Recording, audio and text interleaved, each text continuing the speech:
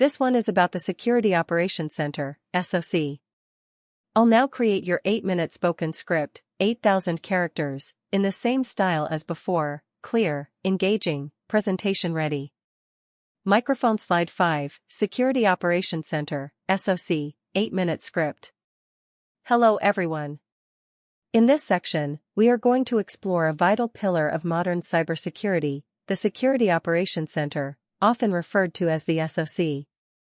If cybersecurity is a battlefield, then the SOC is the command center where the defenders sit, watch, and respond to attacks in real time. It is where all the alarms, logs, and alerts come together, and where experts coordinate their actions to keep organizations safe. Let's break this down into 4 main aspects: centralized monitoring, detection and response, incident handling, and continuous improvement. The first aspect is centralized monitoring. The SOC is essentially a dedicated team that keeps watch over an organization's entire digital environment, 24 hours a day, 7 days a week. Imagine it as a security control room, similar to how airports or casinos have surveillance centers with hundreds of screens showing different camera feeds. Instead of cameras, however, the SOC monitors logs and events from servers, firewalls, applications, networks, and even cloud environments. Everything is collected in one place so that analysts can quickly see what is happening across the organization. Without centralized monitoring, data would be scattered across multiple systems, making it almost impossible to detect threats early. The SOC makes sure nothing slips through the cracks, even in the middle of the night or during holidays. The second aspect is detecting, analyzing, and responding to cyber threats. The SOC isn't just passively watching, it is actively looking for anomalies that may indicate attacks. For example, if there are repeated failed login attempts on a server, it might indicate a brute force attack. If large volumes of data suddenly leave the network, it could signal a data exfiltration attempt. SOC analysts use advanced tools like SIEM systems, security information and event management, and threat detection platforms that rely on machine learning to identify suspicious behavior. But technology alone isn't enough. Skilled human analysts are required to investigate the alerts, separate false alarms from real threats, and decide how to respond. This step is crucial because organizations face thousands of alerts daily, and without proper analysis, the real threats could be buried under noise. Next comes the third aspect, incident response and containment. When a real threat is confirmed, the SOC jumps into action. This is where speed and precision matter most. Let's say a malware infection is detected on an employee's laptop. The SOC team may immediately isolate that device from the network to prevent the malware from spreading. If hackers are attempting to breach a system, the SOC can block their IP addresses and shut down vulnerable services.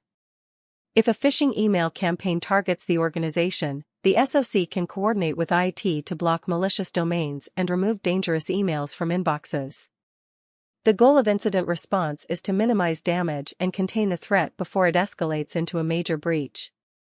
A well-functioning SOC follows established playbooks, step-by-step response guides, that ensure incidents are handled quickly and consistently. Finally, the fourth aspect is continuous improvement through threat intelligence. Cybersecurity is not static. Attackers are constantly developing new methods. The SOC must therefore evolve by learning from past incidents and staying informed about the latest threats.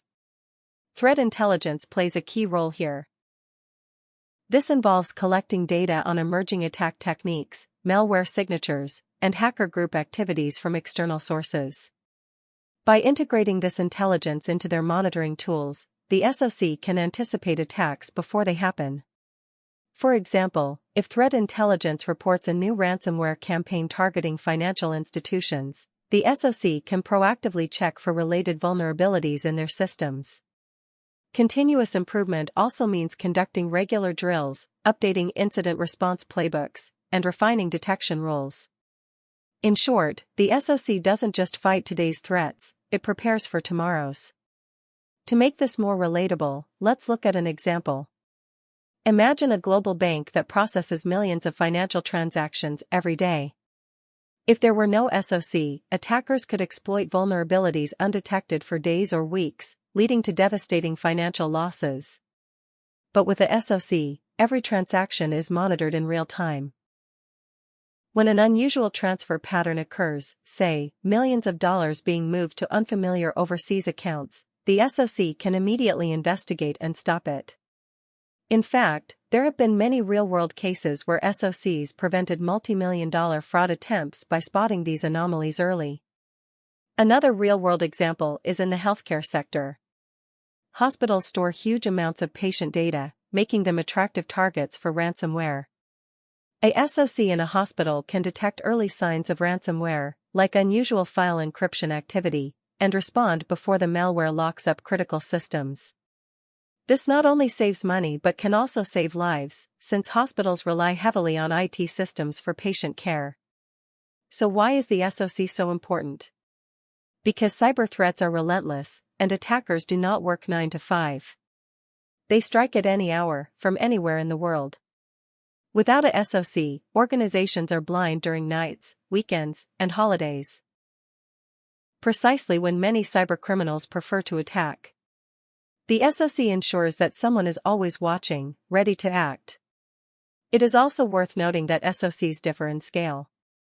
Large multinational companies often have in-house SOCs with dozens of analysts working in shifts.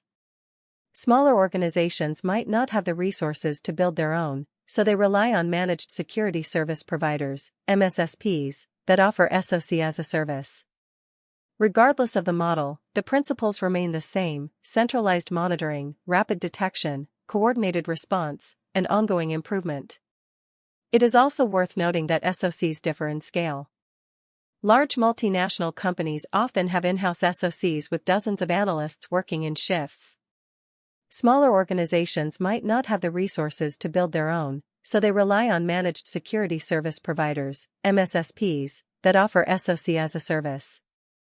Regardless of the model, the principles remain the same: centralized monitoring, rapid detection, coordinated response, and ongoing improvement.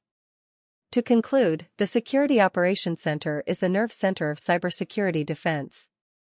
It is where vigilance meets action, where technology and people come together to protect organizations against cyber threats. By monitoring 24/7, detecting and analyzing threats, responding quickly to incidents, and continuously improving through threat intelligence, the SOC ensures that businesses, governments, and institutions can operate safely in an increasingly hostile digital world. To conclude, the Security Operations Center is the nerve center of cybersecurity defense. It is where vigilance meets action, where technology and people come together to protect organizations against cyber threats. By monitoring 24/7, detecting and analyzing threats, responding quickly to incidents, and continuously improving through threat intelligence, the SOC ensures that businesses, governments, and institutions